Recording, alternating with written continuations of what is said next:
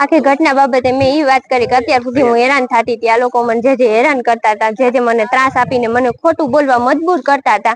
પણ મારે એવું હતું કે જો હું ખોટું બોલું તો મારો જીવ જોખમમાં હતો, અને આ લોકો મારી પાસે મારો ઉપયોગ કરીને મને ખોટું બોલાવવા માટે મને નિવેદન તૈયાર કરીને દેતા હતા. પોલીસ વાળા ને બધા ભેગા મળીને, વકીલ ને બધા એના લોકોના ભેગા મળીને, આજે જયરા છે અને ઈ લોકો છે એના બધા ભેગા મળીને મારી વિરુદ્ધ મને આવું નિવેદન દેવા માંગતા હતા કે આજે 7 વ્યક્તિ છે, 6 વ્યક્તિ એના નામ તું દઈ દે એમ, તો તને આમાંથી મુક્ત કરી દેશું, તારું નામ કેસમાંથી કાઢી નાખશું, આજીવન તું કે જીવીશ ત્યાં સુધીનો ખર્ચો કે અમારો, એવી મને લાલચો આપતા હતા. અને મને આમાં ધમકાવતા હતા કે જો તું આમ નહીં દેતો કે તારા પરિવાર ઉપર એ ખતરો છે.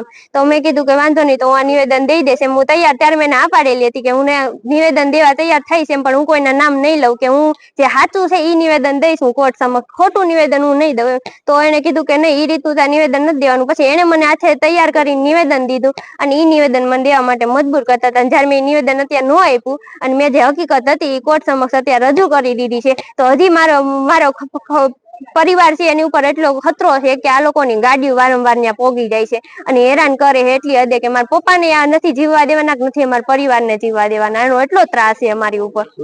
કોના દ્વારા તમને કહેવામાં આવતું હતું, કોના વિશે નિવેદન દેવાનું કહેવામાં આવતું? આજે આ છે એ જયરાસિંહના કહેવાથી આ બધું કહેવામાં આવતું હતું. એના માણસો વારંવાર અમારા ગામમાં ગાડી લઈને આવતા હતા, અમને ત્યાં લઈ જતા હતા, હોટલમાં જ રાખતા હતા, હોટલ થી બહાર નથી નીકળવા દેતા. હજી મારા પપ્પાને આ લોકો નહીં જીવવા દે.